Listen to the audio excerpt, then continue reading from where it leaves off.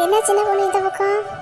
இந்த பக்கம் ஒரு மகாராணி வாழ்ந்துக்கிட்டு இருக்காங்கன்னு சொன்னாங்க, அதான் பார்த்துட்டு போகலான்னு வந்தேன். மகாராணியா? யாரு? எனக்கு தெரியலையே. அந்த மாதிரிலாம் இங்கிட்ட யாரும் இல்லையே சின்ன பொண்ணு. நீ யாரை சொல்கிற? அட லூசு சொன்னாக்கா, அவங்கள தான் கலாய்க்கிறேன்னு கூட அவங்களுக்கு தெரிய மாட்டேங்குது. சரி அதெல்லாம் விடுங்க. நீங்கள் என்ன இப்போல்லாம் எங்களை பார்க்க வர்றதே இல்லை, இப்படியே வீட்டுக்குள்ளேயே கிடக்குறீங்களா? ஆமாம், வீட்டுக்குள்ளேயே கிடக்காங்க. வீட்டுக்குள்ளே வேலை இருக்குது சின்ன பொண்ணு. மாடு ஆடெல்லாம் இருக்குது, அதெல்லாம் பார்க்கணும். அப்புறம் வீட்டில் இருக்குது வேலை, அதெல்லாம் செய்யணும். அதனால தான் அங்கிட்டலாம் வரதே இல்லை. இந்த வேலையெல்லாம் முடிச்சுட்டு ஃப்ரீயாக இருந்தால் தானே அங்கிட்டு வரவே முடியும். இங்கேயே வேலையெல்லாம் சரியாக நேரம் போயிடுது. எங்கிட்டு இருந்து அங்கிட்டு வர? அது சரி, இந்த ஆடு மாடுகளை கட்டிக்கிட்டே நீங்கள் அழுங்க. கொஞ்சமாச்சும் அங்கிட்டு வந்தால் தானே எங்ககிட்ட பேசினா தானே நீங்கள் கொஞ்சம் ஃப்ரீயாவீங்க, நாங்களும் ஜாலியாக இருப்போம். சும்மா அந்த பக்கம் வர்றதே இல்லை. எப்போ கேட்டாலும் இந்த ஆடை பார்க்கணும், மாடை பார்க்கணும், வீட்டை பார்க்கணும், இப்படியே சொல்லுங்கள். அந்த பக்கம் வந்துடாதீங்க. என்னைக்காச்சும் ஒரு நாள் வந்துட்டிங்கன்னா அது அதிசயம். உனக்கு என்னம்மா, வீட்டை அப்படியே போட்டுட்டு வருவேன். உனக்கு உங்கள் வீட்டில் ஒரு லூஸ் மாமியார் இருக்குது, அது பார்த்துக்கிறோம். அந்த மாதிரியா நான் உழைக்கணும், உழைச்சாதான் எனக்கு சாப்பாடு. உன்னை மாதிரி இப்படியே ஊர் சுற்றிலே தெரிஞ்சா யார் காசு தருவா? எனக்கு நீயா தருவ? அதுக்கு மேலே எதுனா சொன்னா உன் மாமியார் சொத்துல விஷத்தை வச்சுருவேன்னு சொல்லுவேன். தேவையா? அதனால அந்த பொம்பளை எல்லா வேலையும் பார்த்துரும். எனக்கு அப்படி யார் இருக்கா சொல்லு? நானே தான் வீட்டு வேலையும் பார்க்கணும், காசும் சம்பாதிக்கணும். அதனால தான் அங்கிட்டு வர்றதில்லை. அட சொன்னாக்கா, என்னை பற்றி இப்படியா நினச்சி வச்சுருக்கீங்க எத்தனாலா? இப்போ தான் எனக்கே தெரியுது. சரி, இவங்களை சர்ச்சுக்கு கூப்பிடுவோம் ஞாயிற்றுக்கிழமை போகிறதுக்குன்னு பார்த்தா இவங்க என்னென்னா இப்படி நின்று என்னைய டேமேஜ் பண்ணிக்கிட்டு இருக்காங்களே. சரி, சொல்ல வந்ததை சொல்லிட்டு கிளம்ப வேண்டியதுதான். சரி, நீ எதுக்கு வந்தேன்னு சொல்லு. எதுக்கு வந்தேன்னே சொல்லாமல் இப்படியே நின்றுக்கிட்டே இருக்கே என்ன? உன்னை மாதிரி என்ன வெட்டி நினச்சியா? எனக்கு நிறைய வேலை இருக்குது.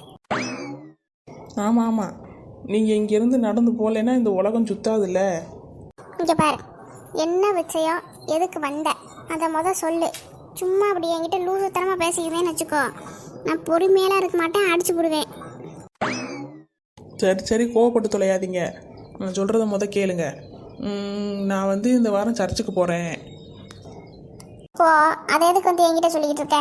என்னமோ எது பண்ணாலும் என்கிட்டலாம் சொல்லிட்டு பண்ணுற மாதிரி தான் ஒன்றுன்னா சொல்லிக்கிட்டு இருக்கா. நீ போக மாடே, அதை எதுக்கு என்கிட்ட சொல்கிற? ஐய, உங்களை வச்சு சமாளிக்க முடியாது போலையே. சரி, சொல்ல வர்றத கேளுங்க, அதுக்கப்புறமா எதாக இருந்தாலும் சொல்லுங்க. அதைத்தான் என்னன்னு சொல்லி தொலைங்கிறேன். அது சொல்லாமல் நீ பாட்டுக்கு நின்றுக்கிட்டு இருக்க. சொல்லுன்னா சொல்ல மாட்டேன். அப்புறம் நான் சொல்ல வரத கேளுங்கன்னுவேன். சொல்லு, ஒரு 5 நிமிஷம் தான் உனக்கு டைம். அதுக்குள்ளே நீ சொன்னா நிற்பேன், இல்லைன்னா நான் பாட்டு கிளம்பி போய்கிட்டே இருப்பேன். சும்மா வேலை பார்க்குறவளை பிடிச்சி நிற்க வச்சு நையன்னுக்கிட்டு இருக்கா. அதான் ஞாயிற்றுக்கிழமை சர்ச்சு போகிறல்ல. ஏன் நிறுத்து, அதான் சொல்லிட்டியே ஞாயிற்றுக்கிழமை சர்ச்சு போகிறேன்னு. அதை ஓயாமல் நீ ரிஜிஸ்டர் பண்ணிக்கிட்டே இருக்கணுமாக்கும். போன்னு தான் சொல்லிட்டேனே, அப்புறம் எதுக்கு நோயின்னு இருக்கேன் என்கிட்ட? நீ சர்ச்சுக்கு போ, எங்கேயும் போ. அது எதுக்கு என்கிட்ட சொல்லிக்கிட்டு இருக்க? அதான் போகணும்னு சொல்லிட்டேன். சொன்னதே திருப்பி சொல்லிக்கிட்டு இருக்க. என்கிட்ட என்ன சொல்லணும் அதை மட்டும் சொல்லு. இன்னைக்கு என்ன இந்த சொர்ணாக்காக்கு என்ன மூளைகில் எதுவும் கோளாறா போச்சா? சொல்ல வரதே காதில் வாங்காமல் நிறுத்துன்ட்டு பாதியில் பேசுது. அப்புறம் என்னென்னா சொல்லுங்குது. ஐயோ, இதிட்ட சொல்லி முடிக்கிறதுக்குள்ளே நான் லூஸாக போயிடுவேன் போல் இருக்கு. பேசாமல் இந்த காமாச்சக்காவே விட்டு சொல்ல விட்ருக்கலாம். அவசரப்பட்டு நம்மளே சொல்லுவோம்னு நினச்சது தப்பாக போச்சே. என்ன முணுங்க சொல்லு, என்ன விஷயம்? இங்கே பாருங்க, இப்போயாச்சும் நான் சொல்கிறதான் ஒழுங்காக காதில் வாங்கிட்டு பேசுங்க. அப்புறம் சும்மா இடையிலேயே என்னை கூப்பிட்டு ஏதாச்சும் பேசியிருந்தீங்கன்னு வச்சுக்கோங்க, நான் சொல்ல மாட்டேன், சொல்லிட்டேன். சொல்லாத போ. யார் இப்போன்ட்ட கேட்டா? சும்மா வேலை ஆகல பிடிச்சி நிற்க வச்சு எதையாச்சும் சொல்கிறேன் அப்படின்னு சொல்லிவிட்டு என்னை நிற்க வச்சு இப்போ நீ என்னை மாட்டிக்கிட்டு இருக்க. ஒழுங்காக இப்போ சொல்கிறதுனா சொல்லு, இல்லை இந்த இடத்த விட்டு கிளம்பி போய்கிட்டே இரு. நீ சொல்லலைன்னா யார் இங்கே அழுகலை. இங்கே பாருங்க, நான் சொல்கிறத காதில் வாங்குங்க. நான் இன்னைக்கு ஞாயிற்றுக்கிழமை சர்ச்சுக்கு போகிறேன். அதுக்கு மேலே சொல்லு மாடே, அதுலேயே சுற்றிக்கிட்டு இருக்கா. சர்ச்சுக்கு போகிறேன்னு வேற என்ன விஷயம் சொல்லு. இங்கே பாருங்க சொன்னாக்கா, உங்களை இங்கேருந்து நான் தூக்கி கீழே தான் போட போகிறேன், பார்த்துக்கிட்டே இருங்க. சொல்கிறத முழுசாக கேட்காம அப்புறம் அதையே சொல்கிறேன் இதையே சொல்கிறேன்னுக்கிட்டு இருக்கீங்க. நான் சொல்ல வரத முழுசாக கேளுங்க, அப்புறம் எதுனாலும் பேசுங்க. சொல்லி தொலை. அதான் சர்ச்சுக்கு ஞாயிற்றுக்கிழமை போகிறோமா? ஐயோ எனக்கு இருக்கு பிடிச்சிடும் போல இருக்கே. இவளோட சேர்ந்து கடவுளே என்னை காப்பாத்து. நான் இங்கேருந்து கிளம்புறேன்.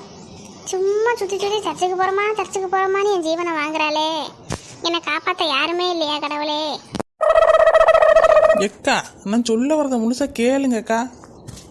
சொல்லித்தொலைமா சொல்லித்தொலை. இதுக்கு மேலே எங்கேருந்து போகிறது? என் வேலையே கெட்டு போச்சு. சீக்கிரம் சொல்லு. அங்கே மாடெல்லாம் பசியில் நிற்கான். போய் புல்லை எடுத்து போடணும். எருமை மாடு மாதிரி வந்து நிற்கிறா காலங்காத்தாலே வேலையை கெடுக்கிறதுக்கு. சரி, நான் அதுலேருந்து ஆரம்பித்தா உங்களுக்கு புரிய மாட்டேங்குது. நான் வேணா ஒழுங்காக வேறு இதுலேருந்து ஆரம்பிக்கிறேன்.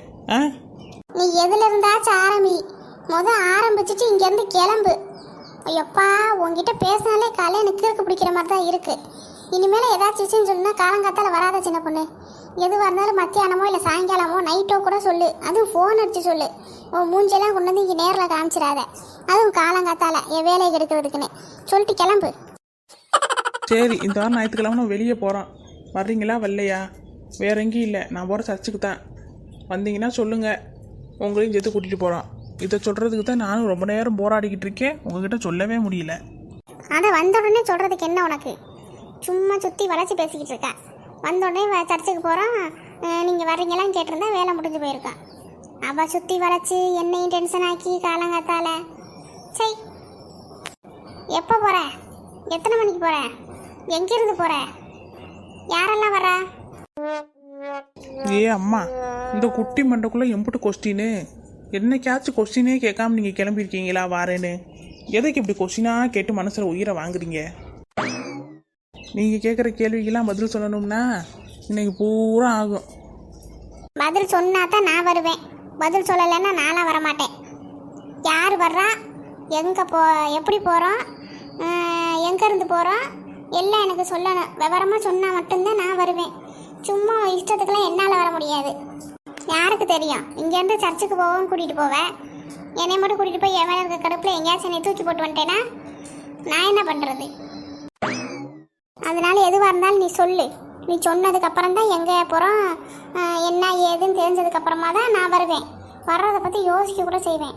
நீயெல்லாம் கூப்பிட்ட உடனே உன்னைய நம்பியெல்லாம் மனசு வர முடியாது. முதல் யார் யார் கூட எல்லாம் போகிறோன்னு சொல்லு. உன் கூட 2 வானரை சுற்றுமே. அந்த வானரங்கள்லாம் அதுக்கு மேலே.